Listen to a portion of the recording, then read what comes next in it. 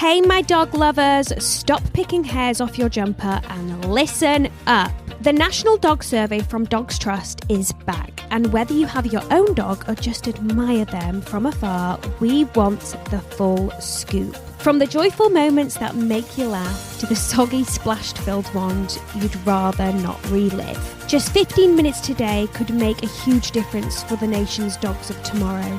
Join our muddy-trousered community by searching Dogs Trust National Dog Survey.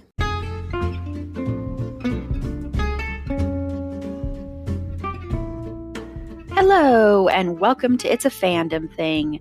I'm your host, Erin Marlowe, and each week I'm joined by a panel of guests to discuss all things fandom and pop culture, primarily from a female perspective.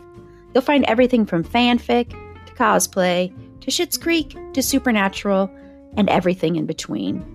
So put on your favorite piece of fandom merch, set aside that fanfic that you're writing about your OTP, and sit back and enjoy this week's episode.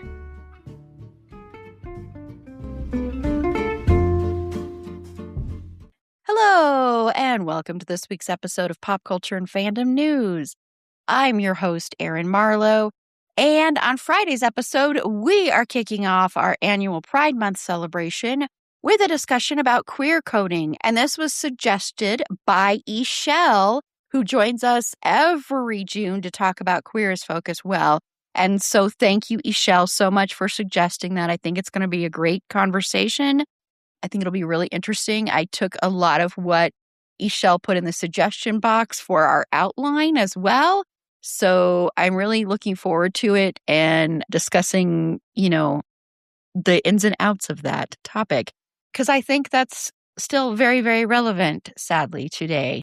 But before we get to that, and before we talk about our pop culture news that we are into right now, I'm going to introduce my panel. So first up, from Talking Like a Teen podcast, Ashley. Hello, Ashley.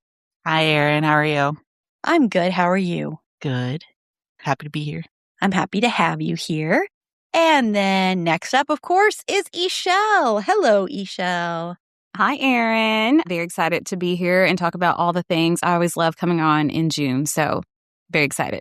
Yes, I'm very excited to have you on as well. And I haven't started my Queer as Folk watch for season 3. I'm like, Erin, you got to get with it. Okay, I've only got a couple weeks here. But that's okay. It won't take me that long. I say that now and I'll be like, not like I haven't watched the show like 100 billion times and I could probably recite it. I don't know why I'm really that worried about it. Because this year we'll be talking about Queer as Folk season 3 and it'll be a 2-parter, of course. Okay, so let's get started with some pop culture and fandom news. So, Ashley, what is one thing that you want to talk about? I bring a weird one this week. I'm sorry. Don't apologize. I freaked you out before we started recording with talking about giant daddy long legs. So I am a person who is I have a very high tolerance for rewatching things, which means that I don't get a chance to do a lot of new stuff. And it's one of those things that for me, like, I very much am a creature of habit. I don't want to do new stuff because I'm tired. And so right now I'm actually reading a book about that. And why, for a lot of us, this is the case. There's a tie. The book is called The Paradox of Choice. It's by Barry Schwartz. And it's essentially a book about how, yes, we as a society have come to a point where we are making so many things and we have so many choices for all of these things. And on the surface, that seems cool. More choices, more good. However, our brains get so tired that choice fatigue is like really a thing. And this book was written in like 2005.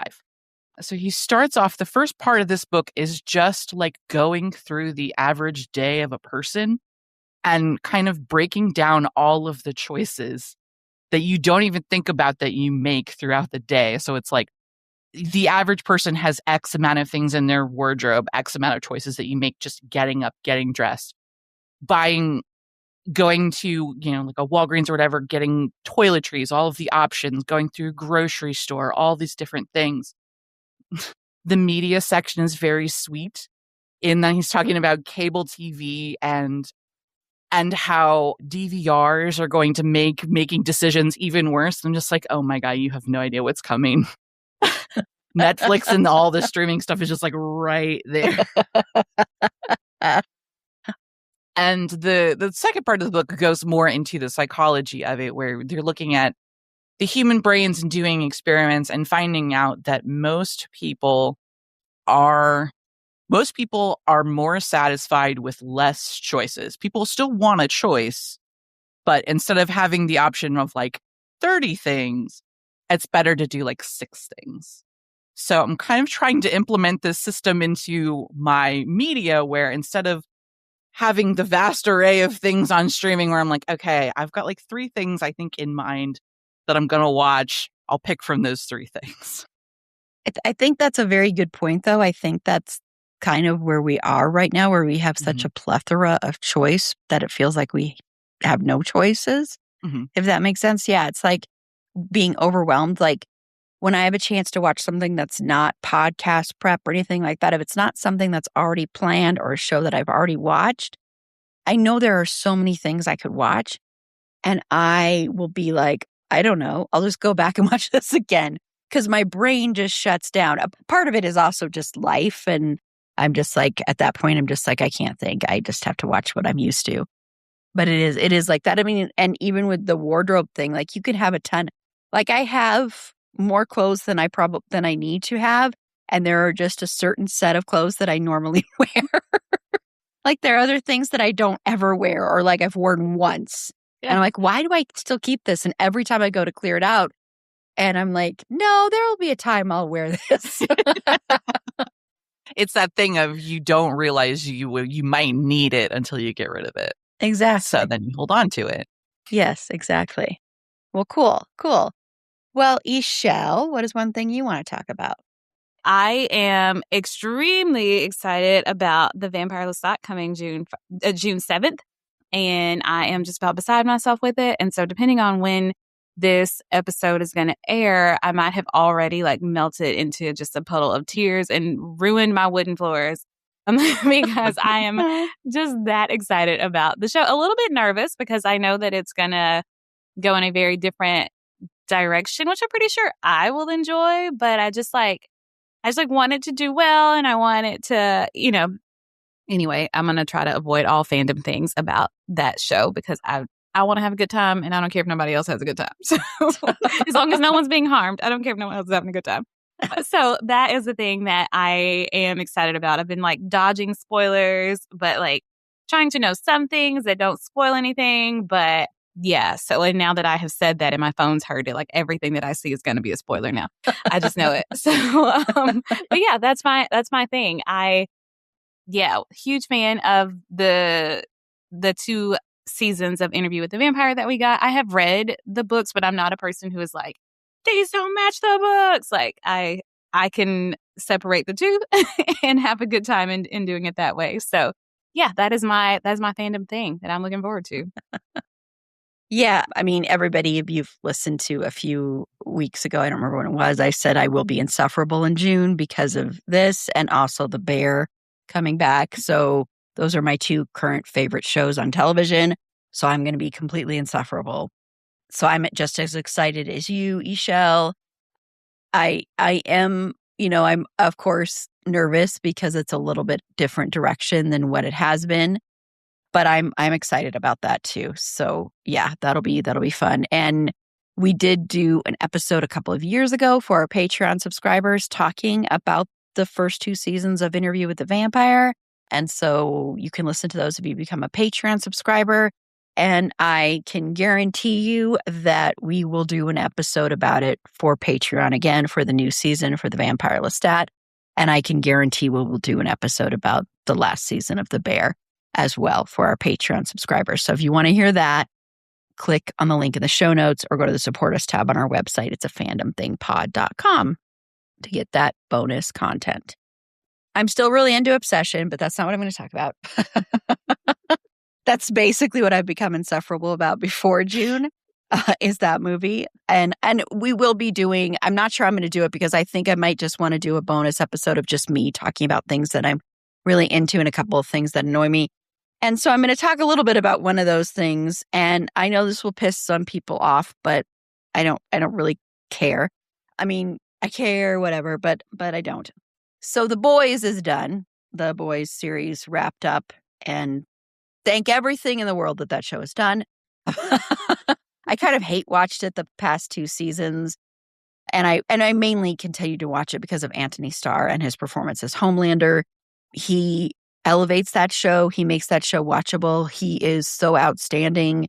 And if there was any justice, he would definitely be getting an Emmy nomination finally for it. I don't think that'll ever happen because the Emmys notoriously don't or hardly ever award genre shows. The fact that they were nominating like Andor and stuff was pretty weird and unheard of. But I wish they would nominate Anthony Starr because what he does with that performance and with that character and how he elevates it and how everything can be seen in the eyes is really incredible. But the show itself became a caricature of what it was. Look, Eric Kripke created the show that both, changed my life for the good and also is that annoying thing that'll never go away. And that's Supernatural. And so I will always adore him for creating that and creating my number one all-time favorite character, Dean Winchester.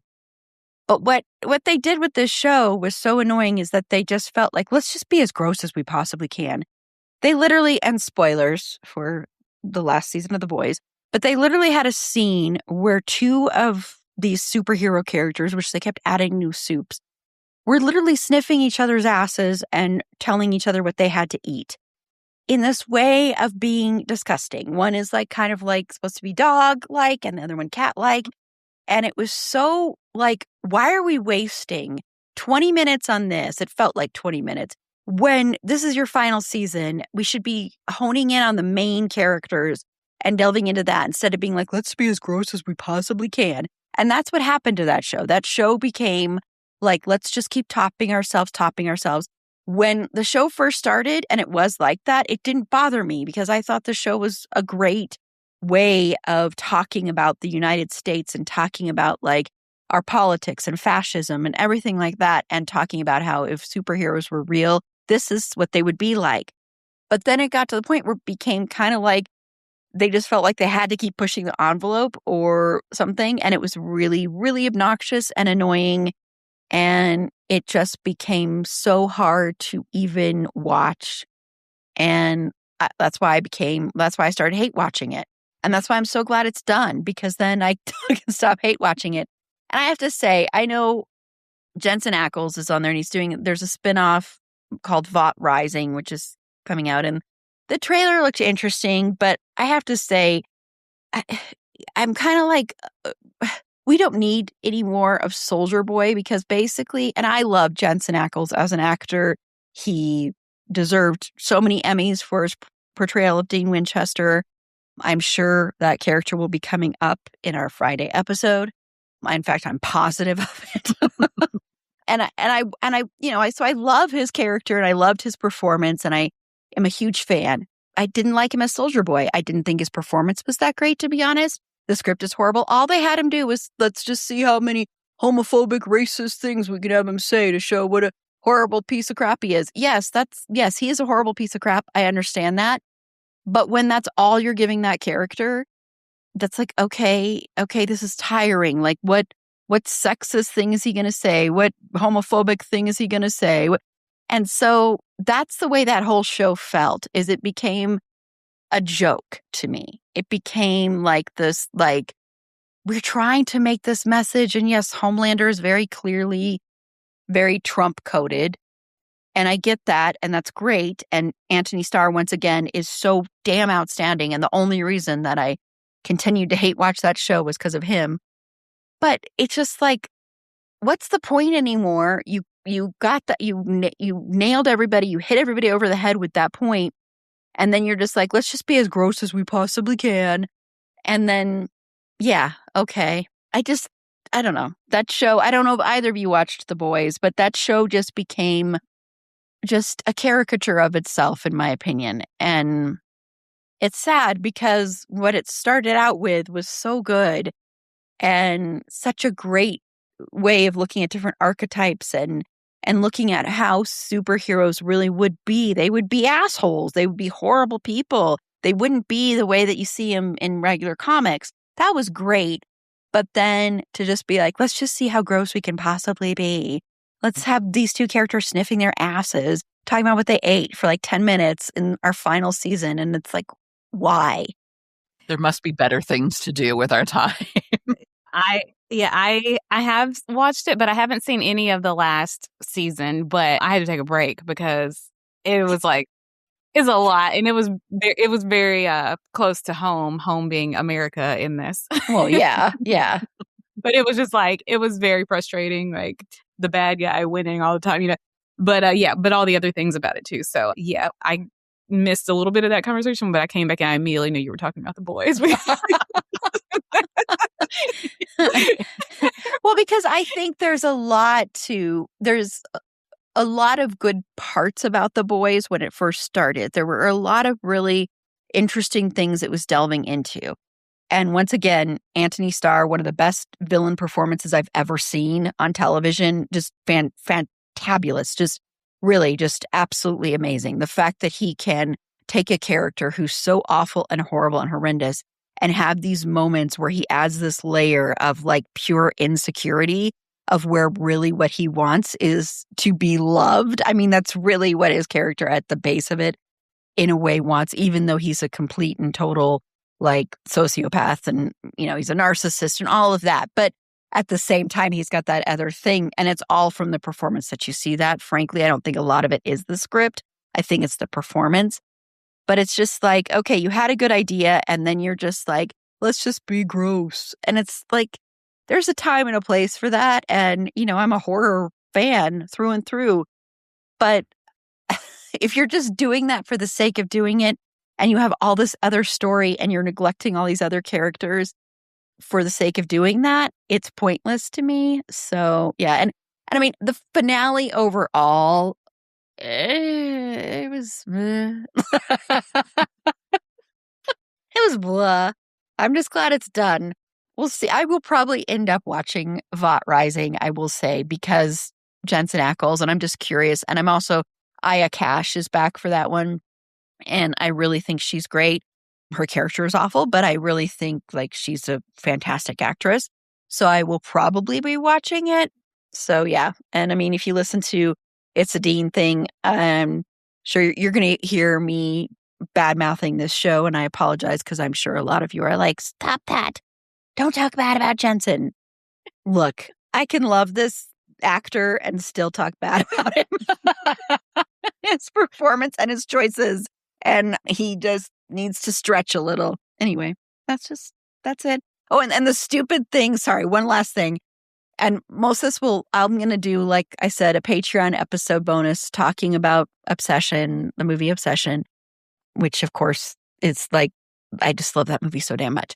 And I'm going to talk about that and talk about a few other things that I love. And then I'm going to rant about the boys more and talk about like that whole stupid stunt of having Jared Padalecki and Misha Collins on and having the Supernatural reunion, which was so stupid. And I'm sorry, Misha Collins was so damn bad. So anyway, of course, people should know I have my own issues with Misha Collins, and that'll come up on Friday too. You are brave. I'm not even in that fandom. I don't watch that show, but you are brave. I know that. Well, yeah. I mean, I've been in that fandom. I've been around that fandom. This podcast wouldn't exist without that fandom. But I've kind of gotten over like being like, I can't do that because whatever. I don't care. I don't care anymore. I just don't. I mean, I'm going to say what I'm going to say and be honest about it. And people can come for me. I know people personally that love Misha Collins very much. And that's fine. Okay, well, now that I am done ranting, thank you to both of you for putting up with that. We're going to take a quick break, and when we come back, I'm sorry. I'm sorry. I'm apologizing in advance. We're going to watch the trailer for this new movie, Spa Weekend. I couldn't find anything. I'm really sorry. Now I'm scared. Don't be scared. I'm probably making it sound worse than it will be. It's just, it's very much a summer movie. So yeah, we'll be right back with that. Okay, so it's that time. Hit pause on us if you want to, and hit play on the link in the show notes for the trailer for Spa Weekend. This is a typical, although we haven't gotten as many of these recently, but like a typical summer raunchy comedy with women. So you'll hear us in just a second with our reactions. Okay.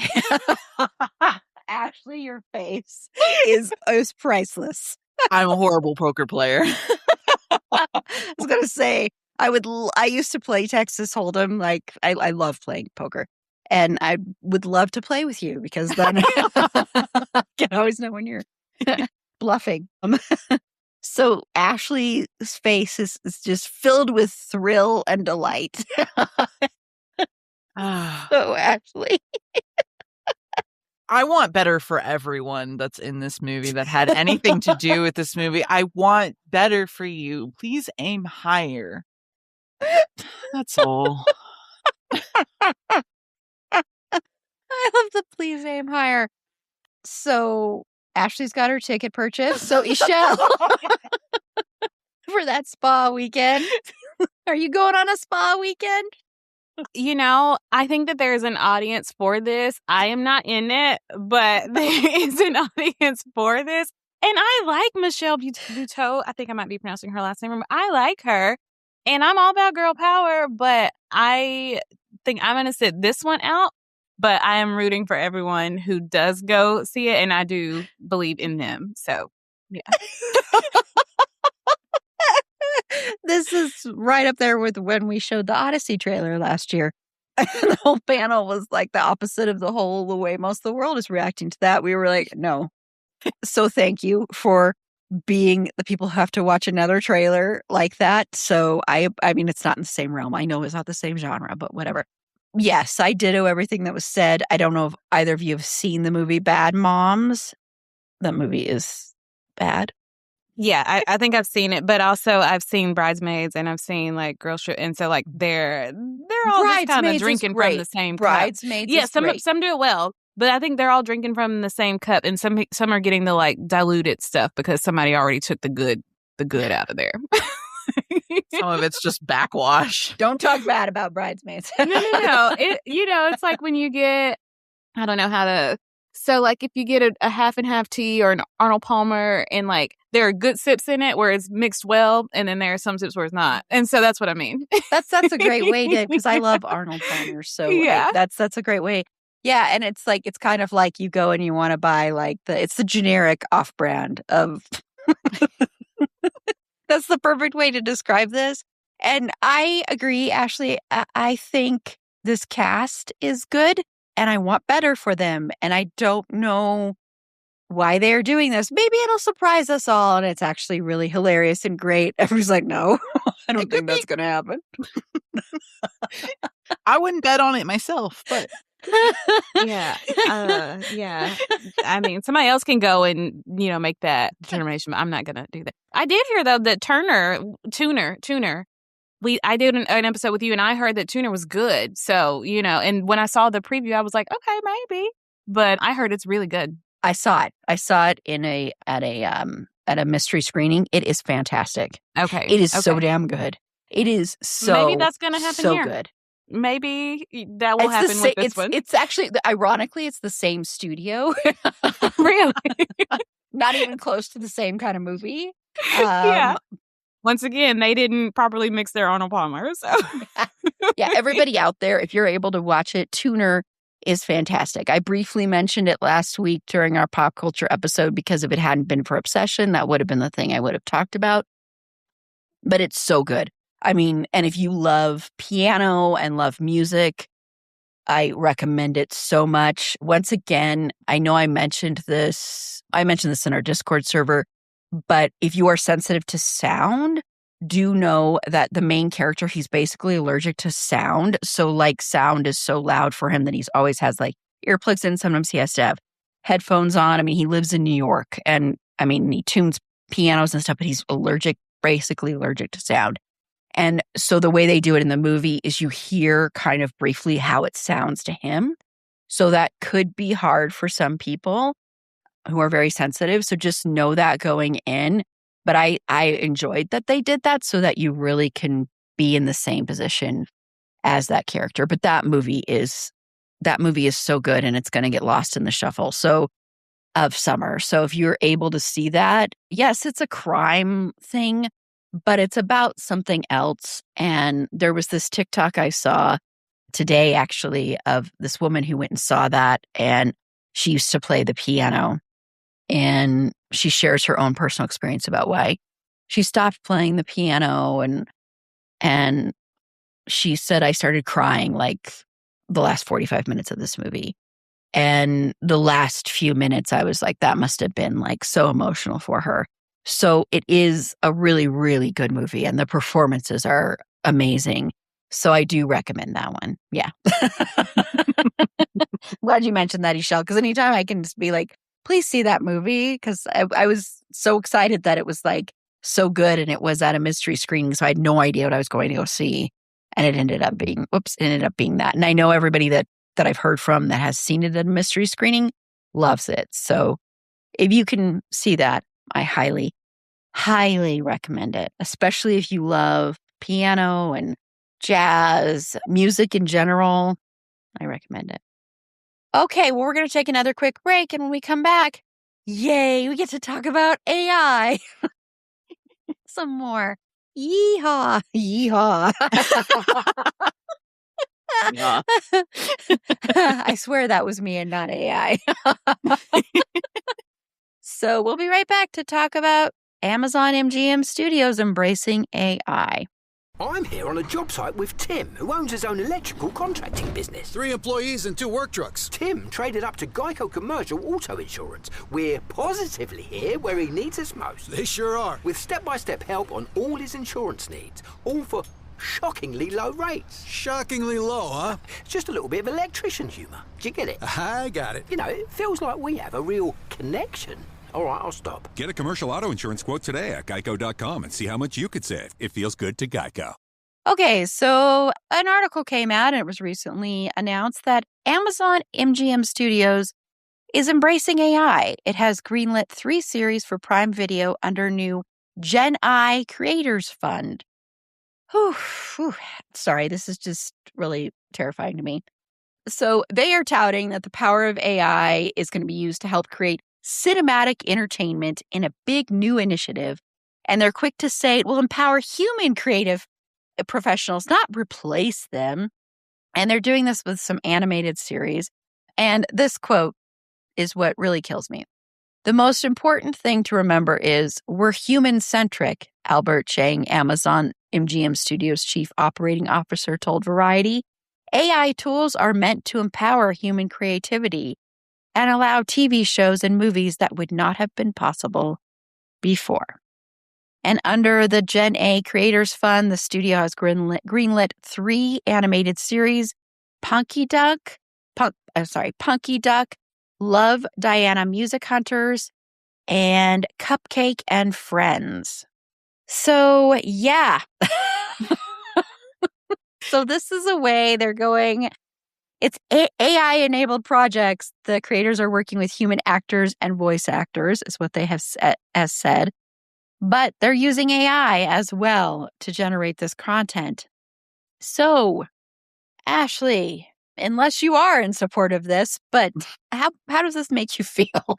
So I have a degree in psychology, and I work in energy efficiency. AI is a thing that is literally, it feels like it is designed to piss me off specifically. So I don't like it. I appreciate that we're using human actors and human voices, but like when it comes to creative things, for me, it's not I can't do something, it's I won't do something. So the people that are like, I use AI to generate images because I can't draw. It's like, no, you didn't put forth the effort to learn how to draw, sweetheart. That's a different thing. That's not a me problem. That's a you problem. Everybody has a certain amount of creative energy to put forth towards a thing, and you chose to move it in a different direction, and that's fine. No judgment. Cool, whatever. But don't kill the planet so that you can make a picture or a cartoon or whatever. And the fact that it's Amazon kind of footing the bill for this stuff just makes it all the lesser surprising. And I don't know, man. The whole thing's a stone cold bummer. Mm-hmm. But there's still humans involved. Jerk off motion. Sorry, that's uncouth. I apologize. It's okay. We are not. We do not support AI in this podcast. So, as everybody probably knows. So, Ishelle. Yeah, I just don't want it. Like, I just don't, you know? And I mean, like, trying to help creatives and like, oh, this wouldn't have been made. Well, not everything needs to be made then, you know? And I think like that tension, those ugly drafts, the rewrites, the redrawing, even the writer's block or the creative blocks, like that's part of it. Having to wait for your muse to like inspire you. That's part of being a creator. And so I don't think you help creatives when you take that from them and you don't make them have to go through that part of it to where they really feel like anything that they produce was very like hard won, you know? And so I feel like you're actually kind of hindering the creative process by giving them a tool that completely removes that from it, because then anybody can be. It's just like we got, you know, phones on our cameras and now all of a sudden everybody's a photographer. Well, there's an actual art to photography. And so I think it's the same thing. Well, anybody can draw now because you just like type in a little prompt and then here you go. Here's your masterpiece or whatever. And so I don't like it for that and many other reasons. You know, I mean, you already touched on the like environmental stuff, but I also like can't really figure out how this is a human-centered move when you are going to like steal the artwork or the writing of like all these other people.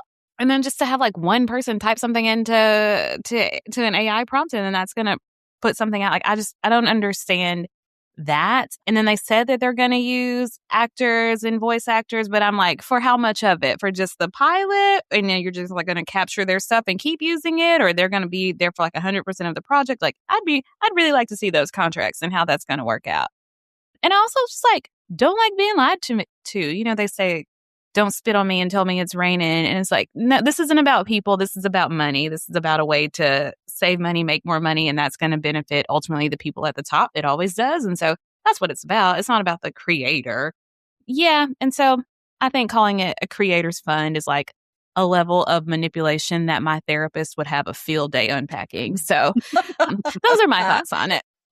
Yeah. I mean, I really, really suggest everybody seek out, and I'll put a link in the show notes, Seth Rogen and his wife, and I can't remember her name, who helped direct there's this animated film coming out that was at Cannes that is about Seth Rogen's wife's mom had Alzheimer's and about that struggle through there. And they talked about AI and how AI was not part of that. And Seth Rogen talked about writing and screenplays.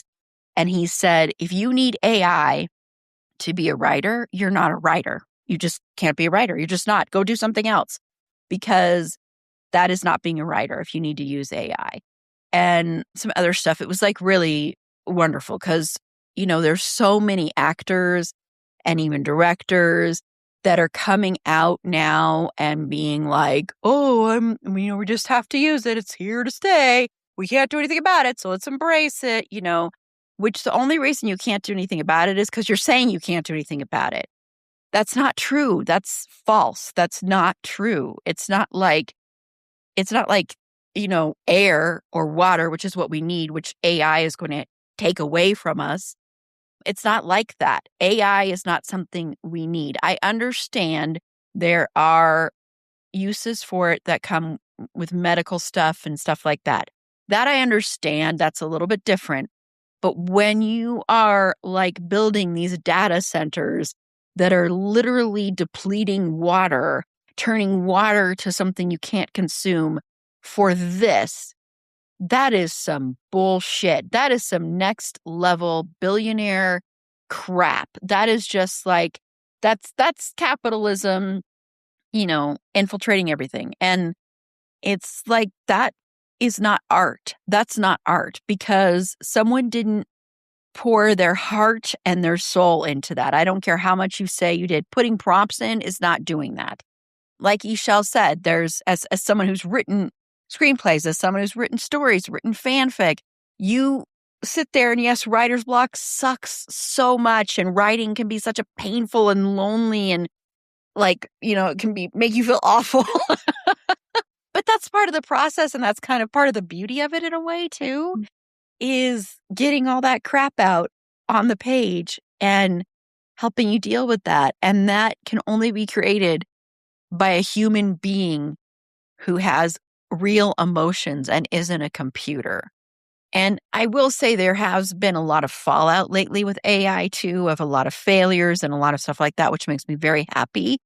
But I'm just getting sick and tired of so many people in the creative space being like, we can't do anything about it, so we're just going to embrace it. And it's like, it's that attitude that's going to make it destroy the industry. And of course, they don't care because they're already rich and they've invested money and they're going to get money from it. That's what it's all about, is money.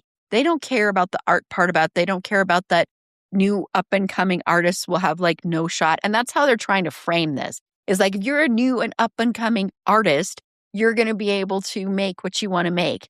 And that's not what's going to end up happening, no matter how much they try and bullshit you and say that. So it's just another thing to add to the fact that AI is just awful. And it's like, I saw there was this one account on Blue Sky, and they're like this very anti-fascist, all this stuff. And then they posted this video of Trump and a few other people, a few gross, disgusting people. And it was supposed to be this gross, disgusting, mocking them and stuff. And they're like, here's my first AI video. And I'm like, are you kidding me? And so I unfollowed them, but I replied and I'm like, seriously, you're using AI? Why are you using AI? That goes against everything you're supposed to be fighting for. That just totally spits in the face of what you're supposed to be fighting for. And then they deleted that post. And then, because I looked at their account, and then they posted it again without indicating that it was AI. And I'm like, that's AI, dude, because you just couldn't handle the fact that you got called out on it. It's so frustrating to me, and it's so sad to me, because so many people are going to die because of this. And that's the hardest part to deal with, is the fact that we're already destroying this planet at an increasing rate. We have people in charge that don't give a crap about it. And so then to add this on top of it and have people championing this is just infuriating. This is not art. No matter how much you want to claim it is, this is not art, I mean, I remember there was one account that I saw that was like a fandom account, and they compared this to fanfic. It's not. Fanfic takes actual creativity and actual using your soul and your artwork. It's not the same. It's not stealing something with a prompt with no real artistry behind it. It's not the same thing at all. So it's so infuriating to me. And, I'm just hoping for more news of downfalls. And Steven Spielberg recently came out against AI, and, we've had other people. Guillermo del Toro still, every chance he gets, says, fuck AI.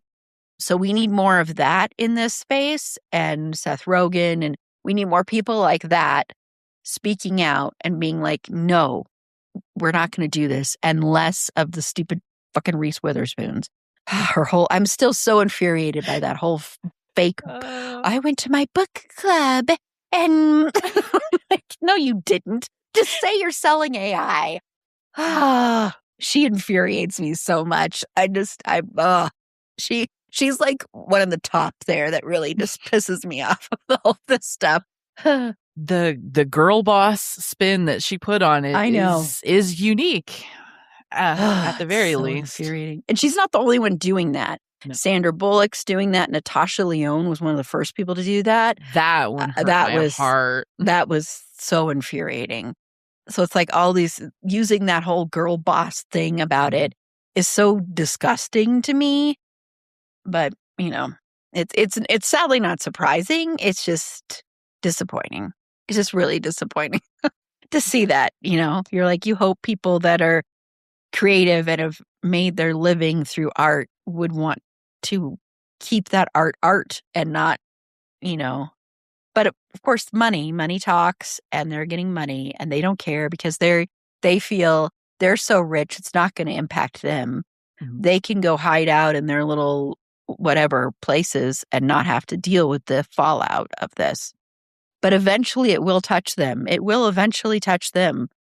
You can only, you're not a billionaire. So unless you're one of the billionaires who I think are like, they can go to another planet is what they'll try to do. But if you're not them, it's going to eventually impact you too. So you can only be safe from the impact of it for so long. Mhm. So on that happy note,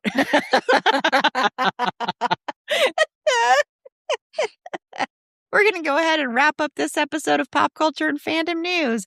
And thank you, Ashley and Ishelle, for letting me traumatize you this week. I feel like I put you both through the ringer. Even before we started recording, I was putting you through the ringer. I showed you, one of the best trailers we probably have watched so far. And then the AI stuff. So thank you both for being here. Hopefully next time you're on, we can make it a little bit brighter, maybe. Ishelle, I will try and find a better trailer for a couple weeks. Okay. I'm going to hold you to it. I'm going to try so hard to find one. Spa weekend too. Yeah, this time it's personal. Okay, so we're going to go ahead and close out, and both of you can say where you can be found. And Ashley, tell everybody about Talking Like a Teen podcast. So Talking Like a Teen podcast is a podcast I do with my best friend, Adrian. We talk pop culture, kind of the formative stuff of our youth and beyond. We just got done with a 3-part retrospective about Weezer, a band who, whether you like them or you don't like them, you can't deny they're not interesting. So check that out. You can find that tlatpodcast.com. We are on Instagram, Blue Sky, YouTube, Facebook. I think Adrian made us a Facebook. I don't. Yes, he did, because you followed It's a Fandom thing. That's the only way I know. Adrian made us a Facebook. I know everything about it. And we also have an email address, tlatpodcast@gmail.com. Please reach out and let us know what's up. Yes, and please go check out their podcast. And I'm sure that we'll be back later. I don't know if you're on any other episodes yet for the rest of the year. I can't remember now, Ashley. I think this is the last one I've signed up for, but you haven't released the rest of the schedule yet. Yeah, exactly. For now. And then Ishelle, I saw something, and I don't know if you could speak to this, on the Queers and Quills Facebook page today about, because we're recording this on the 29th of May, that there are big announcements coming for Queers and Quills next year. So if you want to tell everybody about that and everything. Yeah, I would love to tell everybody about that. Queers and Quills is a queer romance book convention that is going to happen in Portland, Oregon in June of 2027. And we are inviting a ton of authors and narrators and queer-owned vendors to come and just celebrate some queer joy, because I think we need some of that. And we need it anytime, even when things are going well, but definitely right now when things are not going great. And so it's an opportunity to just kind of gather with people who are book readers and just kind of lovers of all things that celebrate queer culture and queer identity and queer voices and stories. And so, yes, the thing that we will be announcing throughout all of June, the way we're celebrating Pride, is by announcing all of our authors who will be attending. So you'll get to see who's coming, even if it's not something, if you're like, hey, I don't like to go outside, you can just see some of the authors and check out their backlist, read some of their stuff and support them in that way. Yes. So that's what we're doing. That's what we're putting together. Awesome. And we'll put a link in the show notes course, for Thank you. that. So thank you. I say it to you every time, but actually, if you don't know, this was something that Ishel helped found. This convention that started last year was the first run of it. Mhm. And it was very successful and got so much love. Everything I saw on social media about it was praising it. So that's a huge, huge undertaking. So Mhm. I'm just very excited that it was such a success and that you get to do it again. So yay. Okay, well, Fergie the dog hates AI because it'll make AI dogs, and that's not good. You don't want AI dogs. You want real dogs or even cartoon dogs, but they have to be like a real cartoon, not an AI cartoon. But she's a silly, silly dog who loves watching horror movies, true crime, and Abbott Elementary. And you can follow her on TikTok. And I realize I have not posted a new TikTok of her in a very long, long time, but you can catch up on some. You can see one of the pinned ones is her watching Insidious very intently, like really intently, like it's kind of scary how intently she's watching Insidious. But you can follow her on TikTok at Schroeder and Fergs. That's SCHROEDERANDFERGS. It's long, but it's worth it. To find all our past episodes, links to our social media, including our Discord server, head on over to our website. It's a fandomthingpod.com. And while you're there, consider becoming a Patreon supporter today. For as little as $3 a month, you get ad-free content, you get episodes a day early, and like mentioned before, you get some great bonus content, like you can listen to, Ishel was on it, our episode talking about the first 2 seasons of Interview with the Vampire from a couple years ago. We are going to be doing one, which I will be inviting Ishel on. We are definitely doing one to cover the Vampire Lestat. You can listen to our episode talking about season 4 of The Bear from last year. We will be doing one talking about season 5 of The Bear and lots of other great content. Soon I'm going to be releasing just me talking about stuff that I love, going really in a deep dive on Obsession, and then talking about a few other things, and then probably ranting some more about the boys. So click the link in the show notes or go to the Support Us tab on our website, which once again is itsafandomthingpod.com. And on Friday's episode, Ashley and Ishel will be back to talk about queer coding. So until next time, remember, it's a fandom thing. Black Lives Matter, stop Asian hate, and free Palestine.